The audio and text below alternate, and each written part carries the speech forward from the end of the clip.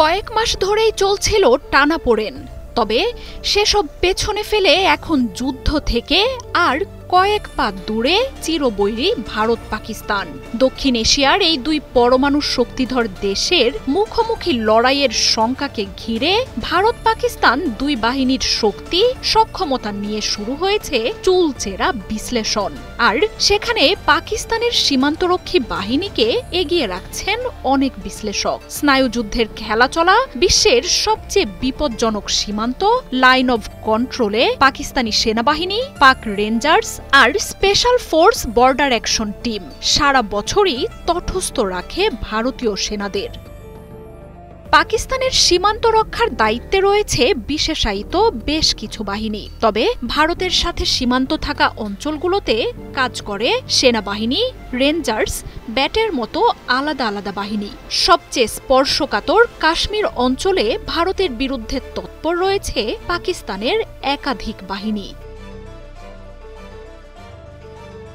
যার মধ্যে ভারতীয় বাহিনী জমের মতো ভয় পায় পাকিস্তানের যে বাহিনীটিকে, তার নাম বর্ডার অ্যাকশন টিম বা ব্যাট। পাকিস্তানের দুর্ধর্ষ এই বাহিনীটি দ্রুত বেগে সব প্রতিরক্ষা ভেদ করে ভারতের ভূখণ্ডে আক্রমণ চালিয়ে আবার অলক্ষ্যেই ফেরত আসে নিজ সীমানায়। কয়েক মাস ধরেই ভারত পাকিস্তানের লাইন অব কন্ট্রোলে চলছে দুই দেশের তীব্র উত্তেজনা। রাজৌরি, পুঞ্চ, আখনুরের মতো এলাকাগুলোতে হামলায় ভারত ব্যাপক ক্ষয়ক্ষতির মুখে পড়ে। সে সময়ই জানানো হয় পাকিস্তানের স্পেশাল ফোর্স ব্যাট ভারতের প্রতিরক্ষা ভাঙতে ব্যাপক চেষ্টা চালাচ্ছে।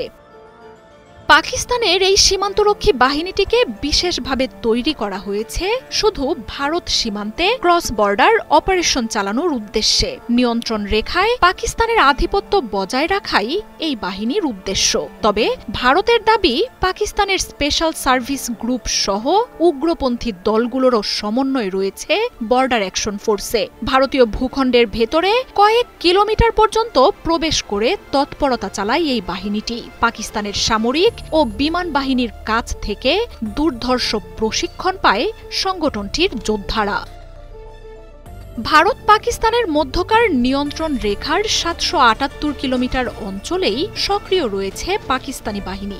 সরাসরি সেনাবাহিনীর নিয়ন্ত্রণ ছাড়াও রয়েছে বিমান বাহিনীর ব্যাপক তৎপরতা। স্পেশাল ফোর্স, গেরিলা যোদ্ধা, স্নাইপার থেকে শুরু করে পাকিস্তানি বাহিনীর সবচেয়ে চৌকস ও দুর্ধর্ষ যোদ্ধারাই দায়িত্ব পালন করেন কাশ্মীর সীমান্তে। স্থল অভিযান ছাড়াও কমান্ডো অপারেশনে পারদর্শী হতে হয় সেনাদের। বিপজ্জনক এই সীমান্তে দুই বাহিনীর অস্ত্র ব্যবহার নিয়ে বিধিনিষেধ থাকায় দক্ষ ও কৌশলী উপায়ে ভারতীয় সেনাদের কাবু করে ফেলে পাক যোদ্ধারা। পাকিস্তানের সাথে এর আগেও একাধিক যুদ্ধে জড়িয়েছে ভারত। নরেন্দ্র মোদীর দেশটি সেসব যুদ্ধে জয় দাবি করলেও আদতে চুক্তির মাধ্যমেই সেসব সংঘাতের সমাপ্তি ঘটেছিল। ১৯৭১ সালে বাংলাদেশের কাছে পাকিস্তানের পরাজয়কে তাই নিজেদের কৃতিত্ব বলে দাবি করা ভারত এখন পাকিস্তানের সাথে সরাসরি যুদ্ধের সামনে। আর সম্ভাব্য এই সংঘাতে পাকিস্তানি বাহিনীর বিরুদ্ধে ভারতের সত্যিকারের শক্তির আসল চিত্র উঠে আসতে পারে।